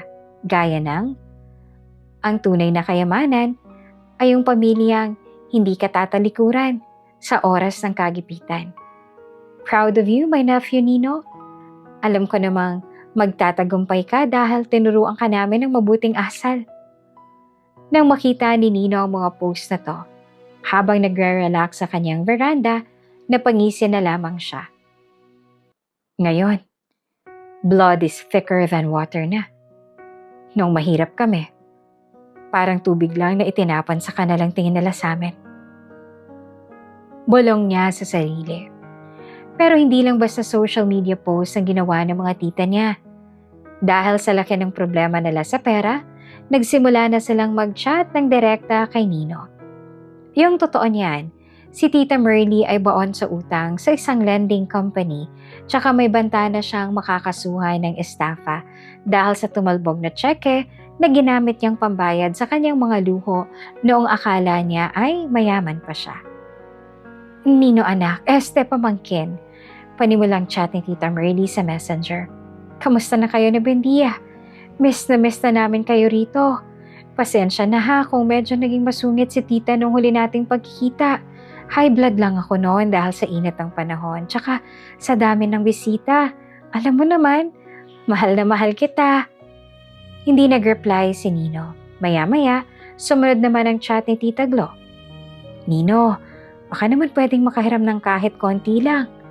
Alam mo naman yung sitwasyon ko. Yung pinsan mo si Junior, kailangan ng pambayad sa tuition. Nakakahiya naman pero ikaw lang inaasahan namin ngayon. Sabi nga nila, kapag mayaman na yung isa, dapat diba, hilahan pataas, lahat, diba? Na hindi pa rin sumasagot si Nino, naging desperado na si Tita Merly. Nagpadala siya ng mahabang message na puno ng pagpapaawa. Nino, parang awa mo na oh. May warrant of arrest na ako dahil sa estafa. Kailangan ko ng 500,000 para masettle yung utang ko. Kung hindi ako makakabayad sa 1 linggo, makukulong ako. Maaate mo bang tita mo na nag-alaga sa'yo'y mabulok sa kulungan? Isipin mo yung nanay mo, siguradong malulungkot yon kapag nalamang nasa kulungan ako. Binasa ni Nino ang mensahe habang kumakain ng steak na niluto ni Chef Marcos. Nay, tingnan niyo tong chat ni Tita Merly. Sabi niya sabay abot ng phone sa kanyang nanay. Binasang maigi ni Aling Buendia ang chat. Nako Nino, makakasuhan pala siya ng estafa. Abay kawawa naman ang tita mo. Nay, naalala niyo po ba yung ginawa nila ng huling fiesta doon? Nung nagmakaawa tayo para lang sa konting ulam pero pinagtabuyan tayo kasi nakakahiya raw tayo sa mga bisita nila. Sinabihan pa nga ako magnanakaw ng mga yon tsaka pabigat. Tapos ngayon, hihingi sila ng tulong sa akin. Paalala ni Nino. Napupuntong hininga naman si Aling Buendia. Alam ko anak, hindi ko naman nakakalimutan yon pero tita mo pa rin siya. Nay, hindi ko naman sila tatalikuran ng tuluyan pero hindi ko na sila bibigyan ng pera ng ganun lang kadali. Gusto kong matuto sila. Hayaan nating maramdaman nila yung kaba na naramdaman natin nung hindi natin alam kung saan tayo kukuha ng kakainin bukas. Seryoso ang sabi ni Nino. Hindi nagtagal nagsende ng picture si Tita Glo ng kanilang sirang bubong tsaka ng kanilang rice dispenser na walang laman. Nino, wala na kaming makain. Ang sama naman ng tadhana. Kayo ang daming pera. Kami dito ay nagtitiis sa asin. Baka naman pwede kahit pang grocery lang o kahit 20 mil lang, Nino. Maliit na bagay lang naman yan sa 350 million mo. Napailing si Nino bago na pangisip. 20 mil. Nung 20 pesos nga lang hinihingi ko sa kanila para sa tinapay. Ipinagdamot pa nila. Ngayon 20 mil na lang. Maliit na bagay lang. Sa kabila ng mga chat tsaka posts, hindi nagpakita si Nino. Pinabayaan niya lang silang magmakaawa sa inbox niya. Sinadya niyang huwag mag-scene para lalong kabahan si Tita Merly sa kanyang kaso. Gusto ni Nino na maranasan nila ang mawalan ng tulog dahil sa kawalan ng katiyakan. Habang ang mga tita niya naman ay nagkukumahog humanap ng paraan para makontak siya. Si Nino naman ay abala sa pagpaplano para sa birthday ni Aling Buendia. Gusto niya tong gawing magarbo. Isang selebrasyon na hindi lang basta-basta party. Paulo, tawag ni Nino sa kanyang assistant. I-book mo na yung hotel para sa birthday ni nanay. Tsaka siguraduhin mong yung mga tita ko makatanggap ng VIP invitation. Gusto kong nandun sila. Gusto kong makita nila ang lahat ng pinagdadamot nila sa amin noon. Abot kamay na namin ngayon nang higit pa sa inaakala nila. Copy sir, ipapadala ko na yung mga invitation sa pamamagitan ng courier para talaga hong formal. Sagot ni Paulo. Nakangiti si Nino habang tinitingnan ang listahan ng mga bisita. Alam niya ang sa sandaling matanggap ng mga tita niya ang invitation. Iisipin ng mga to na naka-jackpot na sila dahil bibigyan na sila ng pera. Pero ang hindi nila alam, may iba pang pinaplano si Nino para sa kanila. Yung sumunod na linggo ay naging puno ng pagpapahirap para sa pamilya ni na Tita Merly tsaka Tita Glo. Halos hindi sila makatulog dahil sa banta ng kaso tsaka sa laki ng kanilang mga utang. Pero ang matinding kaba ay biglang napalitan ng abot-langit na tuwa. Nang isang umaga, isang nakamotorsiklong courier ang huminto sa tapat ng kanilang mga bahay. May bitbit itong malalaking kulay gold na sobre na may tatak ng isang sikat na hotel sa Maynila. Aba, Merly, ito na yata ang sagot sa mga panalangin natin! Sigaw ni Tita Glo habang nagtatatakbo patungo sa bahay ng kapatid. Bitbit ang kanyang sariling sobre. Nagmamadaling binuksan ni Tita Merly ang sobre. Ang invitation card ay gawa sa mamahaling papel.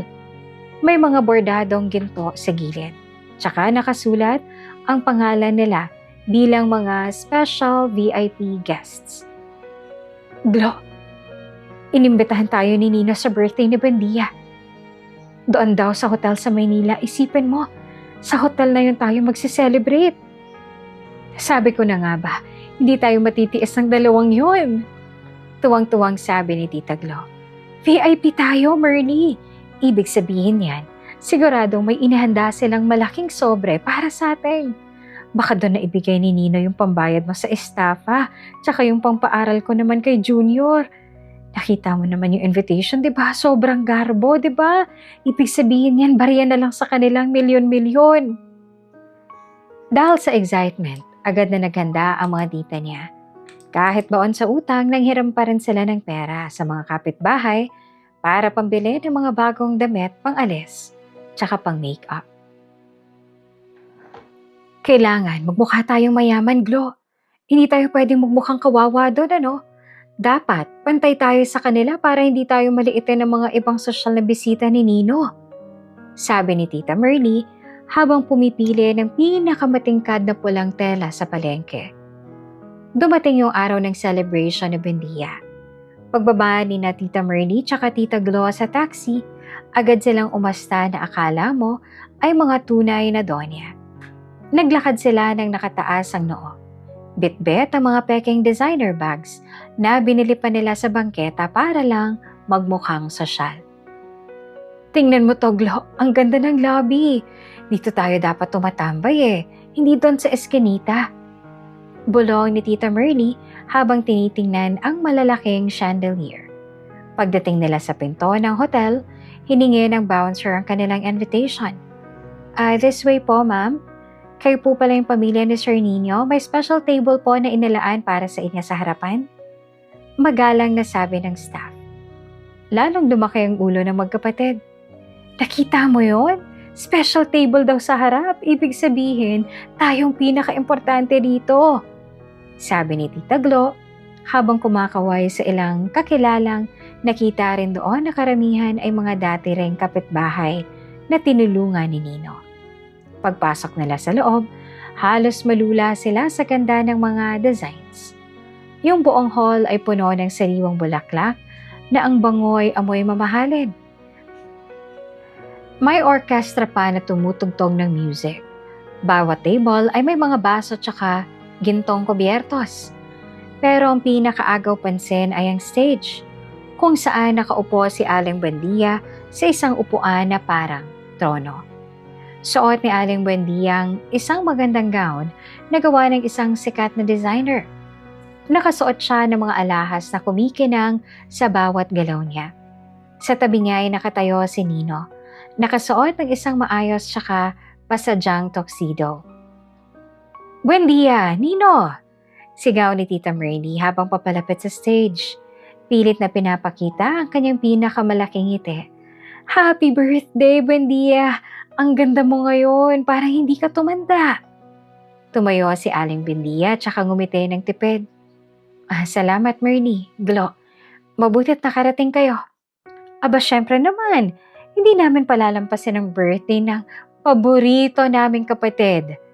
Sabi ni Tita Glo, sabay beso kay Aling Buendia, na akala mo naman ay laging malapit ang loob nila noon. Nino, ang gwapo mo naman ngayon, anak. Sabi ko na nga ba't magiging successful ka? Kitang-kita ko na yan sa'yo nung bata ka pa lang. Tiningnan sila ni Nino mula ulo hanggang paa. Salamat po, tita. Maupo na po muna kayo doon sa table na niyo. Marami pa tayong pag-uusapan mamaya. Oo naman, Nino. Maghihintay kami. Alam mo naman, may mga importante kayong kailangang isettle, di ba?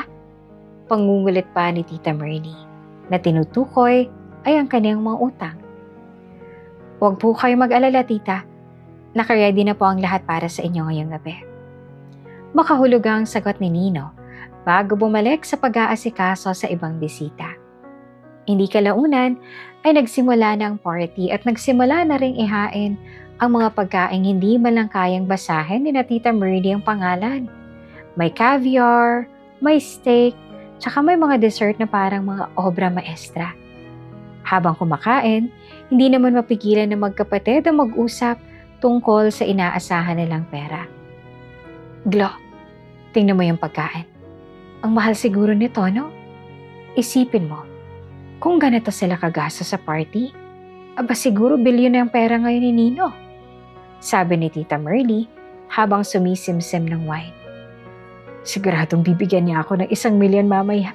1,000,000 lang naman. Barya lang yan sa kanya, diba? Sana ako rin. Sagat pa ni Tita Glo. Kailangan ko rin ng pamparenovate ng bahay eh. Hindi na pwedeng si Eskinita pa rin tayo nakatera habang sila nasa mansyon na. Dapat bilhan din tayo ni Nino ng bahay sa subdivision nila. After all, kamag-anak pa rin natin sila kaya kung ano ang meron sila dapat meron din tayo. Habang nagpapakasasa ang mga tita sa pagkain tsaka pangarap, si Nino naman ay tahimik lang na nagmamasid mula sa malayo. Nakita niya kung paano makipag-usap ang mga tita niya sa ibang bisita. Kung paano silang magmalaki na sila ang nagpalaki kay Nino. Tsaka kung paano nila sinabing sila ang dahilan kung bakit successful na siya ngayon. Ang kakapal talaga ng mukha nila, no, sir, no? Bulong ni Paolo na sa tabi naman ni Nino. Hayaan mo lang sila, Paolo. Hayaan mong isipin nilang nanalo na sila. Mas masarap yung bagsak kapag mataas ang kumpiyansa. Sagot ni Nino.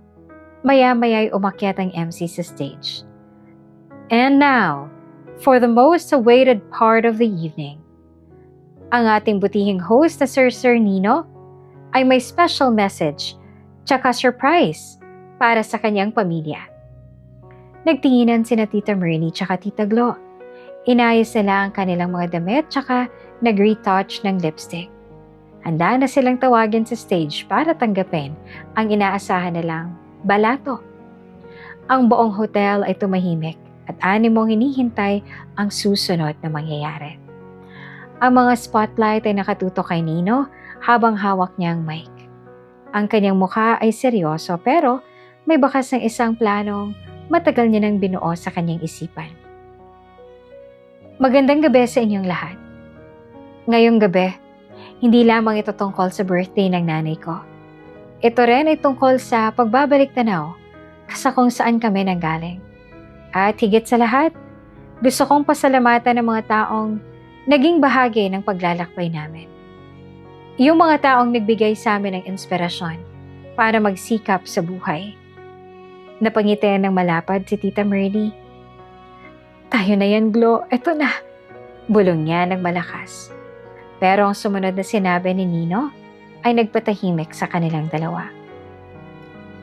Gusto ko pong tawagin ng mga tita ko, sina Tita Merly tsaka Tita Glo, para samahan ako dito sa stage. Meron ho akong inhandang espesyal na handog para sa inyo na hindi niyo po malilimutan. Tumayo ang dalawa na para bang mga special guests talaga. Naglakad sila ng may poise papunta sa stage habang nagpapalakpakan ng mga tao hanggang sa nandun na nga sila. Nakatayo sa gitna ng stage sina Tita Merly tsaka Tita Glo. Habang si Nino naman ay napagitnaan nila. Ang mga ngiti nila ay abot tenga. Tsaka panaka-naka pa silang kumakaway sa mga bisita na para bang mga kandidata sa beauty pageant. Pakiramdam nila ay sila ang bida sa gabing iyon. Yung mga spotlight ay nakatutok sa kanila, tsaka sa paningin nila. Bawat kislap ng camera ay hudyat ng paparating na swerte. Nako Nino, nag-abala ka pa. Pabebe pang sabi ni Tita Glo sa mic habang tumatawa ng mahinhin. Hindi mo naman kailangan gawin to sa harap ng maraming tao pero sige. Dahil mapilit ka, tatanggapin namin kung ano man yung inahanda mo. Oo nga naman, Nino. Dagdag pa ni Tita Merly habang hinahawakan ng braso ng pamangkin. Alam mo naman na kahit anong mangyari, pamilya pa rin tayo. Yung mga hindi pagkakaunawaan noon, kalimutan na natin yun. Ang mahalaga, narito tayo ngayon. Sama-sama tayo sa tagumpay mo. Ngumiti si Nino. Pero ang ngiting yon ay hindi umabot sa kanyang mga mata. Tama po kayo, tita. Pamilya nga tayo. At dahil pamilya tayo, alam kong hindi niyo mamasamain kung magbabahagi ako ng konting kwento tungkol sa nakaraan natin. Sa harap mismo ng mga bisita namin ni Nanay, humarap si Nino sa mga bisita. Alam niyo ho ba, bago kami nagkaroon ng lahat ng ito, yung mansyon, yung sasakyan, tsaka ang party na to, naranasan namin ni Nanay ang sagad sa butong kahirapan. May mga araw na kahit isang butil ng bigas, wala kaming maisaing. May mga araw na yung mga inaasahan lang namin na yung tira-tirang pagkain ng ibang tao. Bahagyang naging uncomfortable sina Tita Marie tsaka Tita Glo. Nagpalitan sila ng tingin. Hindi nila inaasahan na pag-uusapan ng tungkol sa kahirapan sa gitna ng isang gantong klaseng party. Hapon noon, pagpatuloy pa ni Nino na ang boses niya ay malinaw tsaka umaalingaw-ngaw sa buong hotel. Fiesta sa amin. Amoy na amoy namin ang lechon na niluluto sa kabilang bahay. Gutom na gutom ang nanay ko kaya lumapit ako sa kamag-anak ko. Sa mga tita ko, kasama ko sila rito ngayon. Nakiusap ako sa kanila na baka pwede makahingi kahit konting ulam lang. Pero alam niyo ba kung anong sinagot nila sa akin? Tumahimik ang buong paligid. Yung mga bisita ay para bang nakikiramdam. Sinabihan nila akong pabigat. Sabi ni Nino habang nakatingin ng diretso kay Tita Mernie. Sinabi nila na kaya kami mahirap ay dahil tamad kami. Tsaka hindi ako nag-aral na mabuti. Tinaboy nila ako na parang asong may galis dahil nakakahiya raw ako kapag nakita ako ng mga bisita nila. Pag uwi ko, alam niyo ba kung anong kinain namin para malagpasan lang ang araw na yon? Tinapay. Tinapay na may amag. Namutla si Tita Merlie. Ang hawak niyang wine glass ay nanginginig na sa kanyang kamay. Si Tita Glo naman ay pilit na umiiwas ng tingin sa mga tao. At dahil espesyal ang gabing to, wika ni Nino. Naisip ko na hindi kompleto ang party kung walang pagkaing naging simbolo ng pagsisikap namin ni Nanay. Sumenya si Nino sa gilid ng stage. Lumabas ang 4 na waiter na may dalang malaking silver tray na may takip. Inilapag nila to sa lamesa ni na Tita Merlie tsaka Tita Glo. Pag-angat ng takip, bumungad ang isang tray na puno ng mga pandesal na may itim-itim tsaka berdeng batek. Mukhang inaamag na tinapay. Napasinghap ang mga bisita. Ano yan? Bulong ng marami. Huwag kayong matakot, sabi ni Nino habang tumatawa ng bahagya. Special cake yan na inihanda ng personal chef namin. Mukhang inaamag na tinapay, pero masarap ang loob niyan. Inihanda ko to, lalo na para sa inyo. Tita Merlie, tsaka Tita Glo. Para maalala nyo, ang ibinigay niya sa amin noon. Hindi naman makapagsalita ang dalawang tita nila sa gilid. Nakaramdam sila ng matinding hiya habang ang lahat ng mata ay nakatutok sa kanila. Ang mga taong kanina lang ay tinitingala sila bilang VIP ay nagsimula ng magbulungan. Ito ang tinapay na pinakain niyo sa amin noon, sabi ni Nino. Nang wala kaming makain, ito ang naging hapunan namin. Habang kayo, nagpapakasasa sa lechon. Ngayon, inihahain ko to sa inyo sa harap ng lahat ng mga kaibigan tsaka kakilala ninyo. Masarap po ba ang itsura? Nino, anong ginagawa mo? Papulong na sabi ni Tita Glo na halos maiyak na sa hiya.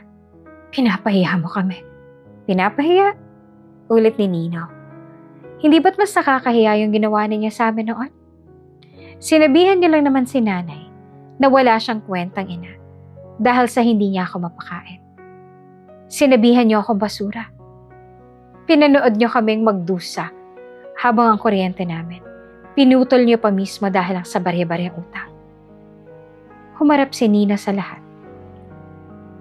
Yung mga taong to, Na inaangkin ngayon na sila ang nagpalaki sa akin tsaka nagturo sa akin ng mabuting asal, ay sila ring mga taong nandidiri sa amin nung kami nangangalakal pa lang. Sila ang mga taong nagsabi ngayon na blood is thicker than water. Pero nung kami nauuhaw, wala silang ibinigay kahit isang patak ng tubig. Lalong lumakas ang bulungan sa loob.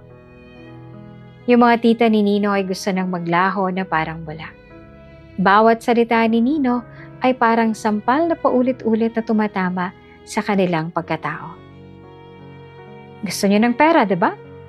Tanong ni Nino habang kinukuha ang isang gintong sobre sa kanyang bulsa. Tita Merly, kailangan mo ng 500,000 para sa estafa mo. Tita Glo, kailangan mo ng pampagawa ng bahay, tsaka pampaaral kay Junior. Inihanda ko na yung mga tseke para sa inyo. Biglang nagkaroon ng pag-asa sa mata ng dalawa. Talaga, Nino, ibibigay mo na? Tanong ni Merly na pansamantalang nakalimutan ng hiya. Ibibigay ko to. Pero bago yan, gusto ko munang kainin ninyo yung inaamag na tinapay na yan sa harap ng lahat. Gusto kong malasahan ninyo ang pait ng bawat segundo na pinagtabuyan nyo kami. Gusto kong maramdaman ninyo kung paanong lunukin ang dignidad para lang mabuhay. Natigilan ang dalawa. Tumingin sila sa cake na mukhang amag. Kahit cake lang to, ang simbolo nito ay masyadong mabigat para sa dalawa. Ang mga bisita naman ay naghihintay kung kakainin ba nila o hindi. Ano, tita? Di ba sabi niyo pamilya tayo? Di ba sabi niyo handa kayong gawin ang lahat para sa atin? Hamon ni Nino. Napayuko si Aling Buendia sa gilid. Hindi niya kayang tingnan ng mga kapatid niya sa ganong kalagayan. Pero hindi rin niya pinigilan si Nino dahil alam niyang ito ang kailangan para magising ang mga to. Kumuha ng isang piraso si Tita Merly habang nanginginig naman ng kamay. Isinubo niya ito habang tumutulo ang kanyang luha. Hindi dahil sa sarap, kundi dahil sa matinding kahihiyan. Sumunod din si Tita Glo na halos hindi na manguya ang cake dahil sa bigat ng kanyang dibdib. Habang kumakain sila, tinitingnan sila ng lahat ng may halong awa tsaka patidire. Sana, naging masarap ang merienda ninyo. Sabi ni Nino matapos nilang maubos ang ting-iisang peraso. Ngayon, alam niyo na ang lasa ng paghihigante. Na hindi kailangan maging marahas. Yung pinakamasakit na paraan para turuan ng isang tao ay yung pakita sa kanila ang sarili nilang refleksyon. Inilapag ni Nino ang gintong sobre sa tray na may tira-tirang cake. Andito ang tulong na hinihingi ninyo, pero hindi ibig sabihin ito na okay na ang lahat sa atin. Binayaran ko lang bawat utang sa loob na sinisingil niya sa amin. Kahit wala naman talaga kaming utang sa inyo. Bumaba si Nino sa stage tsaka nilapitan ng kanyang nanay. Inalalayan niya itong tumayo. Tapos na ang party night. Uwi na tayo sa pansyon natin. Mas masarap matulog kapag alam mong wala ka ng kailangang patunayan sa mga taong hindi marunong rumespeto. Iniwan nila ang hotel habang ang mga tita nila ay nananatiling nakatayo sa stage habang hawak yung sobra pero punong-puno ng kahihiyan sa katawan. Bawat bisitang dumadaan sa kanila ay nag-iiwan ng mapanghusgang tingin. Pagkatapos ang matinding kahihiyan sa hotel, akala ni na Tita Merly tsaka Tita Glo ay tapos na ang lahat dahil hawak na nila ang gintong sobre. Iniwan ni Nino sa ibabaw ng tray ang cake. Paglabas nila ng hotel, mabilis silang nagtago sa isang sulok ng lobby para tingnan ang laman nito. Nanginginig ang mga daliri ni Tita Merly habang binubuksan ang sobre. Umaasa siya na sapat ang halagang nandoon para mabayaran ang kanyang utang sa estafa tsaka makapagsimula ng bagong buhay na malayo sa Escanita. Bilis, Merly, buksan mo na! Excited na bulong ni Tita Glo na pansamantalang nakalimutan ng iya dahil sa kislap ng inaasahang pera. Nang mabuksan ang sobre, hindi makapal na bundle ng pera o blankong tseke ang bumungad sa kanila. Sa halip, 2 peraso ng cheque ang nandon at bawat isa ay nakapangalan sa kanila. Tinitigan ni Tita Merly ang numero. 50,000? Bulalas ni Tita Merly na ang boses ay puno ng pagkadismaya. 50,000 lang to, Glo. Kulang na kulang to sa 500,000 utang ko. 1 buwan lang na pambayad to sa interest at saka sa mga bombay tsaka lending. Si Tita Glo naman ay napatingin din sa kanyang cheque. Pareho lang tayo, Merly. 50,000 lang rin ang sa akin. Sabi niya kanina, bibigyan niya tayo para sa utang natin tsaka para kay Junior, pero bakit barya lang to? Hindi sila makapaniwala. Para sa isang taong nanalo ng milyon-milyon, ang 50,000 ay parang barya lang na nahulog sa kalsada. Sa sobrang desperasyon tsaka galit na nahaluan ng hiya, napagdesisyonan nilang sugurin si Nino sa kanyang bagong mansyon. Kinabukasan, alam nila kung saan ito dahil sa mga chismis na nakalap nila tungkol sa subdivision kung saan yun na nga ito ngayon. Kinabukasan ay maagang dumating ang magkapatid sa gate ng subdivision. Pero gaya ng inaasahan, hinarang sila ng mga gwardiya. Hindi po kayo pwedeng pumasok kung wala pong go signal mula kay Sir Nino. Matigas na sabi ng guard. Anong hindi pwede? Tita kami ni Nino. Pamilya niya kami. Sigaw ni Tita Merly habang nakikipagbalayahan sa gate. Sabihin mo sa kanya, nandito ang mga tita niya. May warrant of arrest na ako, kailangan ko siya makausap. Dahil sa ingay nila, napilitan ng gwardya na tawagan ng intercom sa bahay ni Nino. Matapos ang ilang minuto, pinayagan din silang pumasok. Pero, kailangang ihatid sila ng security service ng subdivision hanggang sa pinto ng mansyon. Pagbaba nila sa harap ng bahay, lalong sumikip ang dibdib ni Tita Merly sa inggit. Ang laki ng bahay, ang ganda ng garden, tsaka may mga sasakyang nakaparada sa labas. Sinalubong sila ni Nino sa veranda. Nakaupo siya habang umiinom ng malamig na juice. Suot ang simpleng t-shirt pero bakas ang lamig sa kanyang pagkilos.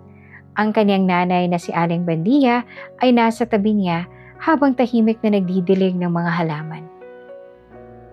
Nino, ano tong ibinigay mo sa amin kagabi? Sigaw ni Tita Merly habang winawagayway ang cheque. 50,000? Alam mo namang makakasuhan ako ng estafa. Mawawalan kami ng bahay dahil sa isinangla ko yung titulo para lang makabayad sa ibang utang ko. Akala ko ba'y tutulungan mo kami? Nino, maawa ka naman sa amin. Dagdag pa ni Tita Glo. Sabay luhod sa harap ng pamangkin. Luluhod kami rito, huwag mo kaming pabayaan. Mawawalan kami ng matitirahan. Yung pinsan mong si Junior, baka tumigil sa pag-aaral. Alam naming marami ka namang pera. Milyon-milyon yun, Nino. Kahit 5,000,000 lang hindi mo naman mararamdaman yun eh. Tumingin si Nina sa kanila nang walang emosyon. Tumayo kayo dyan. Huwag kayong mag-iskandalo sa tapat ng bahay ko. Hindi kami tatayo rito hanggat hindi mo dinadagdagan to. Giit ni Merly, na lumuhod na rin sa tabi ng kapatid. Ang mga luha nila ay halo ng takot tsaka pag-arte. Maawa ka sa dugo tsaka laman mo, Nino. Pinakain ka naman namin nun, diba? Pinakain niyo ako? Mahinahong tanong ni Nino. Pinakain niyo ako ng inaamag na tinapay. Habang kayo, nagkakasiyahan. Pinakain ninyo ako ng panlalait tsaka pangmamaliit sa loob ng maraming taon. Ang 50,000 na binigay ko sa inyo, malaking halaga na yan. Pero Nino, di pa pamilya tayo. Yan ang palaging linya ninyo kapag kailangan ninyo ng pera. Putol ni Nino. Pero nung kami, ang kailangan ng pamilya, nasan kayo? Noong naputulan kami ng kuryente tsaka nakiusap si nanay, pinagtawanan niyo pa nga siya. Tapos ngayon hihingi kayo ng 1,000,000? Bakit? Para panluhunan niyo ulit? Para makabili kayo ng mga damit tsaka alahas na ipangmamayabang niyo sa eskinita? Lumapit si Nina sa kanila tsaka kinuha ang cheque sa kamay ni Tita Merly. Ang pera na binigay ko sa inyo, sapat na yon para makabili kayo ng pagkain sa loob ng mahabang panahon. Kung matututo kayo magtipid. Sapat na yan para hindi kayo magutom. Gaya ng pagpapatulog niyo sa amin ng gutom noon. Pero hindi ko obligasyong bayaran ng mga utang ninyo na bunga ng kayabangan ninyo. Nino, parang awa mo na, makukulong ako. Iyak ni Tita Merly na ngayon ay totoong takot na. Kung makukulong ka dahil sa estafa, ibig sabihin, kailangan mong pagbayaran ng maling ginawa mo. Hindi ako ang solusyon sa mga pagkakamali ninyo, sabi ni Nino. Muli niyang inabot ang tseke sa kanila. Kunin niyo yan. Yan ang huling perang matatanggap ninyo mula sa akin. Binigay ko yan dahil ayaw ni nanay na magutom kayo. Pero hanggang ngayon, doon na lang yan. Nino, tawag ni Aling Buendia na para bang naaawa na rin sa kanyang mga kapatid. Nay, huwag niyo na silang konsintihin, sabi ni Nino sa kanyang nanay. Tinulungan na natin sila sa abot ng makakaya natin, na hindi natin sinisira ang sarili nating prinsipyo. Binigyan na natin sila ng isda, pero hindi ibig sabihin tayo pa magluluto nun para sa kanila. Humarap si Nino sa mga tita niya. Ang kanyang tinig ay naging seryoso at saka final. Yung perang yan, sapat na yan para sa basic needs ninyo. Huwag nyo nang gamitin sa sugal. Huwag nyo nang gamitin sa panlilibra sa mga taong hindi nyo naman kaibigan, at higit sa lahat, huwag na kayong lalapit sa amin kahit kailan. Gusto ko ng katahimikan para sa nanay ko. Tapos ng obligasyon ko sa inyo bilang pamilya. Dahil matagal nyo nang pinutol ang ugnayang yon nung tinapon nyo kami sa kalsada. Tumayo ang dalawang tita na animong bagsak ang mga balikat. Ang mga mukha nila ay puno ng pagsisisi. Hindi dahil masama ang ugali nila, kundi dahil huli na ang lahat para makuha ang tiwala ni Nino. Hawak nila ang 50,000 na para sa kanila ay napakaliit. Pero sa totoo lang, ay malaking tulong na sana kung naging maayos lang ang trato nila sa mag-ina noon. Umalis na kayo, utos ni Nino. May mga security na maghahatid sa inyo palabas. At huwag ko na kayong makikita sa subdivision na to. Tsaka huwag nyo nang subukan na mag-post sa Facebook o mag-chat dahil nakablock na kayo sa lahat ng accounts ko. Habang naglalakad palayo ang mga tita niya, nakita ni Nino ang kanilang mga anino na para bang sumusuko na sa tadhana. Alam niyang mahihirapan sila. Alam niyang mawawalan sila ng bahay dahil sa mga utang nila, pero alam din niya na kailangan nilang matuto. Hindi pwedeng laging may sasalo sa kanila. Lalo na kung yung kamay na sumalo ay ang kamay na dati nilang tinatapakan. Nino anak, ayos na ba yung ginawa natin? Tanong ni Aling Buendia habang pinagmamasa ng kanyang mga kapatid na sumasakay sa security van. Opo, Nay. Binigyan natin sila ng pagkakataon na mabuhay ng desente gamit ang perang yon. Kung paano nila yung gagamitin, nasa kanila na yon. Ang mahalaga, hindi natin sila hinayaang mamatay sa gutom, gaya ng ginawa nila sa atin. Pero kailangan nating lagyan ng hangganan lahat. Sagot ni Nino. Niyakap ni Nino ang kanyang nanay. Ramdam niya ang gaan ng kanyang loob. Ang bawat salita ng panlalait at tinanggap niya noon ay para bang nawala nakasabay ng pag-alis ng kanyang mga tita. Wala na siyang kailangang patunayan. Naging napakatahimik ng buhay ni Nino tsaka Aling Buendia pagkatapos ng huling paghaharap nila sa mga tita niya. Para kay Nino, ang pagpapaalis sa kanila sa kanyang mansyon ay ang huling tuldok sa isang napakahabang kwento ng pagdurusa nilang dalawa ng nanay niya. Wala na siyang nararamdamang galit, tanging kapayapaan na lamang.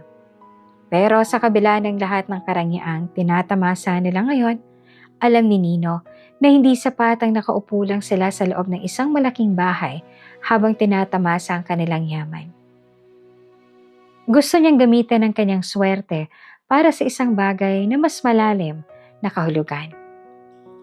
Umaga na yon, habang nag-aalmusal sila ng mga sariwang prutas at mainit na kape na inihanda ni Chef Marcos, binuksan ni Nino ang usapan tungkol sa kanyang bagong project. Nay, may naisip akong magandang negosyo para sa inyo. Alam ko namang hindi kayo sanay na walang ginagawa rito sa bahay eh. Paniwalaan ni Nino. Napangiti naman si Aling Buendia sa narinig. Totoo yan anak. Minsan nga hindi ako mapakali. Gusto ko ang tumulong sana sa paglilinis dito pero ayaw naman akong payagan ni na Manang. Ano ba yung naisip mo? Gusto ko po kayong bilhan ng sariling bakery, Nay. Pero hindi lang basta bakery na magbebenta ng tinapay ha. Ang naisip ko, gusto ko magtayo ng bakery na malinis talaga tsaka maganda. Magbebenta tayo ng tinapay. Pero ang naisip ko naman pagdating ng hapon, bago tayo magsarado, lahat ng natitirang sariwang tinapay, ipapamigay natin ng libre sa mga batang nangangalakal tsaka mga pamilyang walang makain. Paliwanag ni Nino. Kuminang ang mga mata ni Aling Buendia sa tuwa. Ang ganda ng ideyanan niya, Nino. Yan ang gusto ko. Ayoko may makaranas ulit ng mga naranasan natin noon sa dati nating buhay. Hindi naman nag-atubili si Nino. Agad niyang binili ang isang lote sa bayan tsaka nagpatayo ng isang malaking bakery. Kumuha siya ng bihasang panadero pero si Aling Buendia ang tumayo bilang manager. Tsaka minsan ay siya pang nagtitimpla ng mga palaman. Naging mabilis ang paglago ng negosyo dahil doon. Hindi lamang dahil masarap ang kanilang mga tinapay, kundi dahil sa advocacy ng mag-ina na tumulong sa kapwa. Dahil dito, unti-unting nakilala si Nino at Aling Buendia bilang mga philanthropist sa bayan nila. Hindi lang dahil basta bakery ang naitayo nila.